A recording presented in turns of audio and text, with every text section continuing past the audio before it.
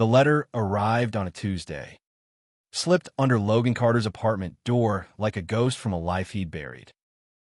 "I'm gay," it read, in his younger brother Caleb's jagged handwriting. "And I need you to know before I tell Mom and Dad." Logan's knees buckled, the paper trembling in his hands as a decade-old memory clawed its way to the surface, his own desperate voice, swearing he'd been fixed at that conversion camp in Texas. Logan, now 28, stood frozen in his Brooklyn apartment, the city's hum outside his window fading to a dull roar. 10 years ago, he'd been a terrified 18-year-old, sent to a remote facility by his devout parents to cure his attraction to men. The camp's methods, ice baths, endless prayers, and shame disguised as salvation, had left scars.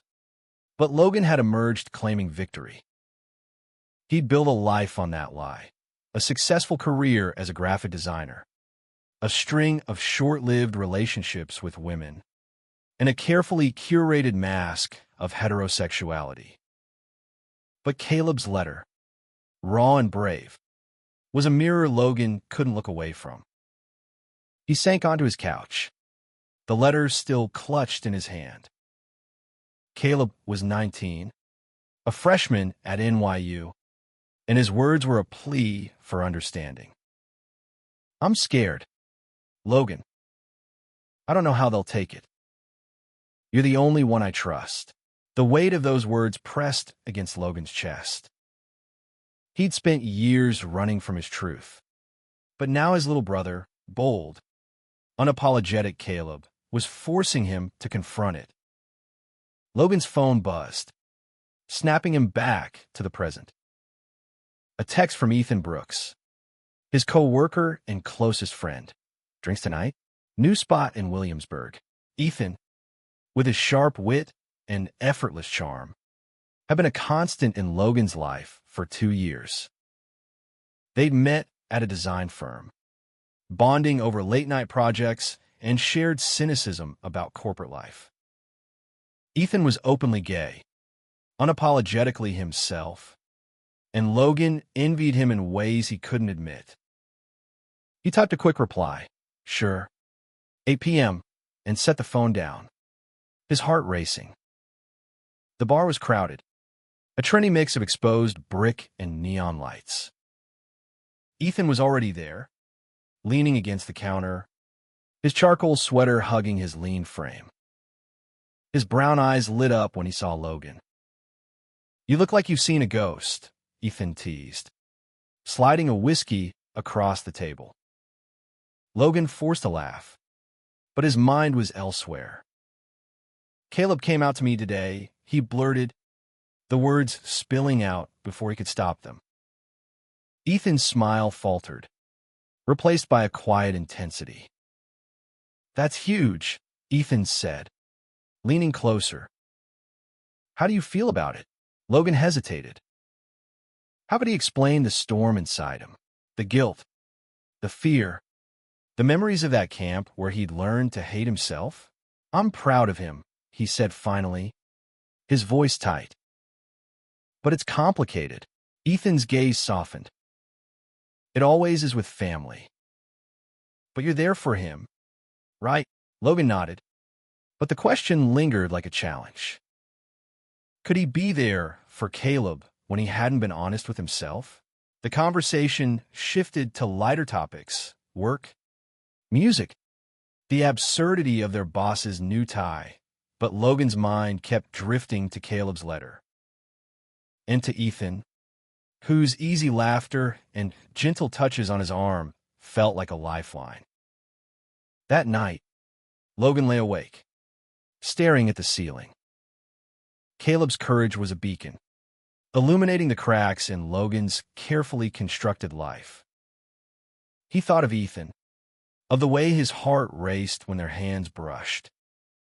He thought of the camp, the prayers, the lies he'd told to survive. And for the first time in years, Logan allowed himself to wonder, what if he stopped running? The next morning, Logan called Caleb. I got your letter, he said, his voice steady despite the knot in his stomach. I'm here for you. Okay, no matter what. Caleb's relief was palpable through the phone. Thanks, Logan. I was so scared I don't know. React like mom and dad might. Logan's throat tightened. Their parents, devout and unyielding, had sent him to that camp without hesitation. He couldn't let Caleb face that alone. We'll figure out together, he promised. Over the next few days, Logan and Caleb grew closer, texting constantly. Caleb shared his fears about coming out to their parents, and Logan listened, offering support while wrestling with his own demons. He hadn't told Caleb about the camp. How could he? The shame was too heavy, the memories too raw. But Caleb's honesty was infectious, chipping away at Logan's defenses. At work, Ethan noticed the change in Logan. You're different lately, he said one afternoon, leaning against Logan's desk. Lighter, maybe. Caleb's doing. Logan smiled. A real one this time. Yeah. He's braver than I ever was. Ethan's eyes searched his, and for a moment, the air between them felt charged. You're pretty brave, too. You know, Ethan said softly. You just don't see it yet. Logan's heart pounded, but he didn't look away. For the first time, he let himself feel the pull toward Ethan, the warmth of his presence. It was terrifying and exhilarating. That weekend, Logan agreed to meet Caleb at a coffee shop in Manhattan. The place was cozy, with mismatched chairs and the scent of roasted beans. Caleb was already there, his blonde hair messy, his blue eyes nervous but bright. I'm telling Mom and Dad tomorrow, he said without preamble. Logan's stomach dropped. You sure you're ready? Caleb nodded. I have to be. I can't keep hiding who I am. Logan reached across the table, squeezing his brother's hand. I'm proud of you, he said, and meant it. But as they talked, Logan's mind raced. Caleb's coming out would force their parents to confront their beliefs, and it would force Logan to confront his past. He'd spent a decade pretending to be someone he wasn't. Could he find the courage to be as honest as his little brother? As they left the coffee shop, Caleb hugged him tightly. Thanks for being my rock, he said. Logan's chest ached. He wasn't a rock, he was a house of cards, ready to collapse. But for Caleb, he tried to be strong. And maybe, just maybe, he'd find a way to be honest with himself too. Logan's apartment felt too small that night, the walls closing in as he paced. Tomorrow, Caleb would tell their parents he was gay, and Logan could already hear the arguments, the Bible verses, the disappointed sighs. He'd heard them all before. At 18, when his own secret had been dragged into the open by a high school friend's betrayal. He poured a glass of whiskey, the amber liquid catching the dim light of his living room. The memory of the conversion camp loomed large, 6 weeks of isolation, of counselors preaching that his feelings were a sin, a choice, a disease. He'd left that place believing them, or at least pretending to. He'd told his parents he was cured, and they'd welcomed him back with open arms, never questioning the cost. Now, Caleb was walking into the same storm, and Logan felt powerless to shield him. He opened his laptop, scrolling through old photos to ground himself. There was one of him and Caleb, taken 3 years ago at a family barbecue in their hometown of Albany. Caleb, 16 then, grinned at the camera, his arms slung around Logan's shoulders. Logan's smile was tighter, his eyes distant. Even then, he'd been hiding. His phone buzzed. Ethan again.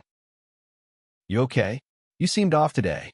Logan stared at the message, his thumb hovering over the keyboard. He wanted to tell Ethan everything. The camp, the lies, the way his heart raced when they were together. But the words wouldn't come. Instead, he typed, "Just family stuff. I'll fill you in soon." He hit send, then tossed the phone onto the couch. He wasn't ready to face Ethan's questions or the feelings they stirred. The next day, Logan drove to Albany, the 3-hour trip a blur of nerves and memories. Caleb had asked him to be there when he told their parents, and Logan couldn't say no. The Carter family home was a modest colonial, its white exterior and neat lawn a facade of normalcy. Inside, the air was thick with tension. Caleb sat on the living room couch, his hands clasped tightly. Their parents, Ellen and David, sat across from him, their faces a mix of confusion and concern. Logan stood by the window, his arms crossed, trying to stay calm. "I'm gay," Caleb said, his voice steady but soft. "I've known for a while, and I didn't want to hide it anymore." Ellen's hand flew to her mouth, her eyes welling up. David's jaw tightened, his gaze fixed on the floor. "This is a lot to process," he said finally. "Are you sure?" Caleb nodded. "I'm sure." Ellen's voice trembled. "But what about your future? The church? The community they won't understand?" Logan's stomach twisted. He'd heard those words before, directed at him. He wanted to speak, to defend Caleb, but his throat felt like it was closing. Caleb glanced at him, his eyes pleading for support. "I know it's hard," Logan said, stepping forward. "But Caleb's still your son. He's still the same person." David's head snapped up. "This isn't what we raised you boys to be. You know what the Bible says." Logan's hands clenched into fists. "The Bible doesn't say we should stop loving our kids." The room fell silent, the weight of his words hanging in the air. Ellen wiped her eyes, her voice barely audible. "We just want what's best for you, Caleb. We sent Logan to that camp, and he turned out fine." Logan's heart stopped. Caleb's eyes widened, darting to him. "Camp?" he asked, his voice small. The room spun. Logan hadn't told Caleb about the camp. He never told anyone. But now the truth was spilling out, and there was no stopping it. "It wasn't fine," Logan said, his voice raw. "It was hell." Ellen gasped, and David's face hardened. "You said you were fixed," he said. "You said you were okay." "I lied," Logan snapped, the words tearing free after a decade of silence. "I lied to survive. I lied to make you happy. But I'm not okay, and I haven't been for years." Caleb's eyes filled with tears, but there was something else there, understanding. He stood, crossing the room to stand beside Logan. "I'm not going to lie," he said, his voice stronger now. "I'm not going to let you send me to some camp to change who I am." The argument that followed was brutal. David quoted scripture. Ellen pleaded for compromise. But Caleb held his ground, and Logan backed him up. By the time they left, the rift with their parents felt wider than ever. In the car, Caleb was quiet, his gaze fixed on the passing trees. "Why didn't you tell me about the camp?" he asked finally. Logan gripped the steering wheel. "I was ashamed. I didn't want you to know how weak I was." "You're not weak," Caleb said fiercely. "You're here, aren't you? You stood up for me." Logan's throat burned. He didn't feel strong, but Caleb's words gave him something to hold on to. As they drove back to Brooklyn, Logan made a decision. He couldn't keep hiding. Not from Caleb, not from himself, and not from Ethan. Back in Brooklyn, Logan's life felt like it was unraveling and rebuilding at the same time. Caleb's coming out had cracked open the dam of Logan's emotions, and now the truth was flooding in. He couldn't stop thinking about Ethan, about the way his laughter filled a room, the way his touch lingered just a moment too long. At work, Ethan was a steady presence, sensing Logan's turmoil without pushing for answers. They worked late one night, tweaking a client's logo in the quiet office. The city sparkled outside the window, a sea of lights against the dark. "You've been quiet," Ethan said, spinning in his chair to face Logan. "Want to talk about it?" Logan hesitated, then nodded. "Caleb told our parents." It didn't go well. Ethan's expression softened. "I'm sorry." "That's rough." "It's more than that," Logan said, his voice low. "They sent me to a conversion camp when I was 18. I told them I was cured, but I wasn't." "I'm not." Ethan's eyes widened, but he didn't interrupt. Logan kept going, the words pouring out, the camp, the shame, the years of pretending. When he finished, he felt raw, exposed, but lighter. Ethan reached out, his hand resting on Logan's. You didn't deserve that," he said. "No one does." Logan's heart raced at the touch, at the warmth in Ethan's eyes. He wanted to say more, to confess the feelings he'd buried, but fear held him back. Instead, he squeezed Ethan's hand and let go.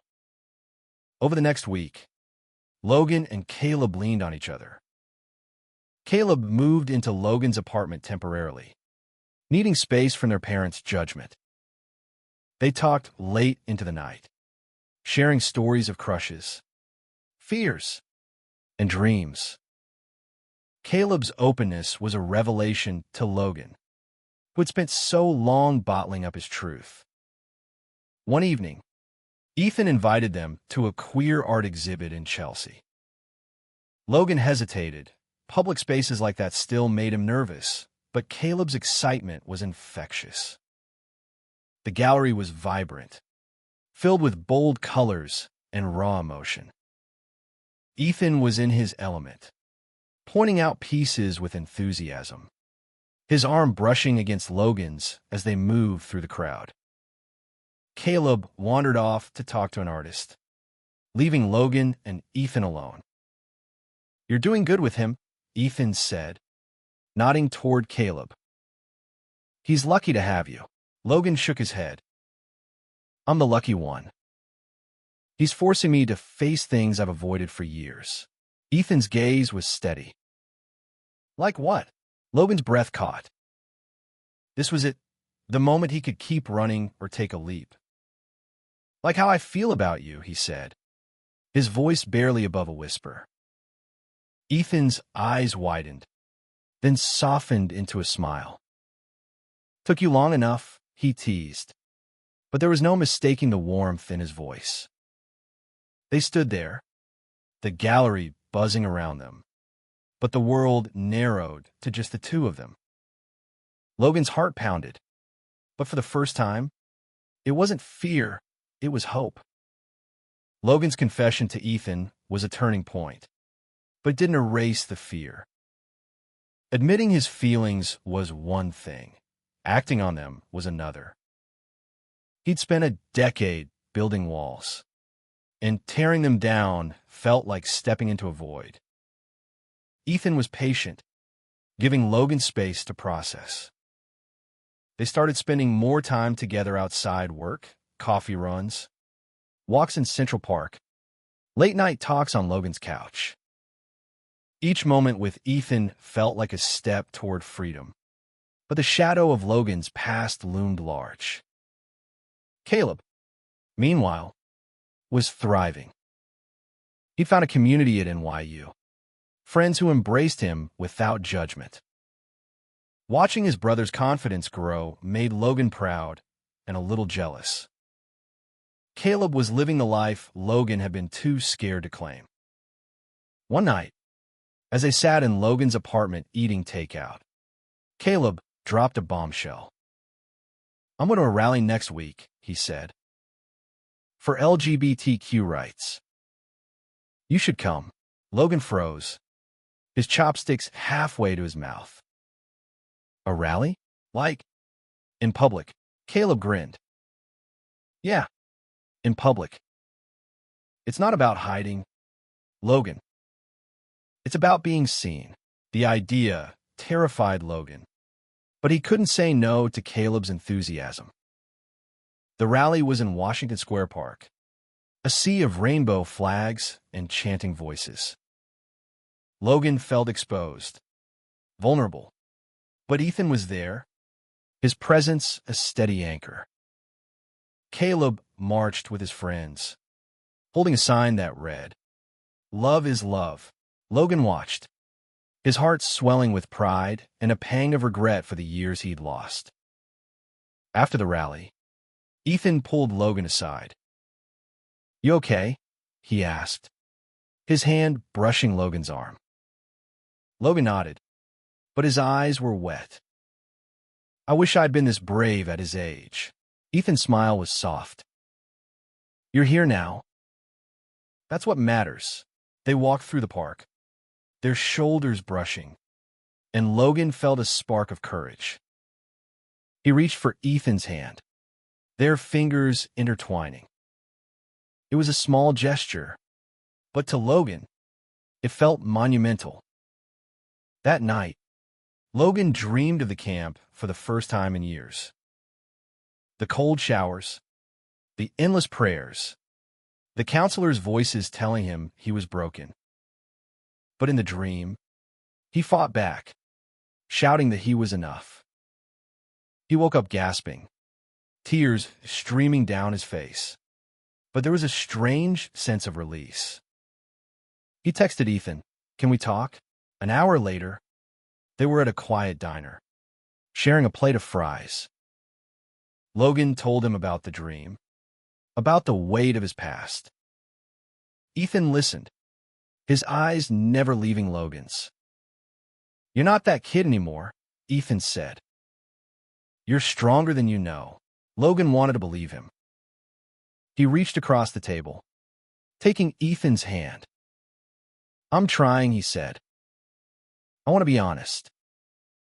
With you. With myself." Ethan's smile was radiant. "I'm here, Logan. Whenever you're ready." The weeks that followed were a whirlwind of change.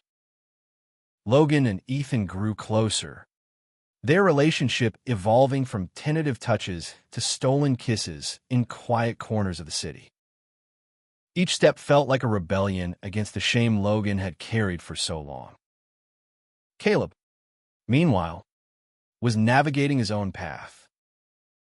He'd started dating a classmate, a shy artist named Jamie, and his happiness was infectious.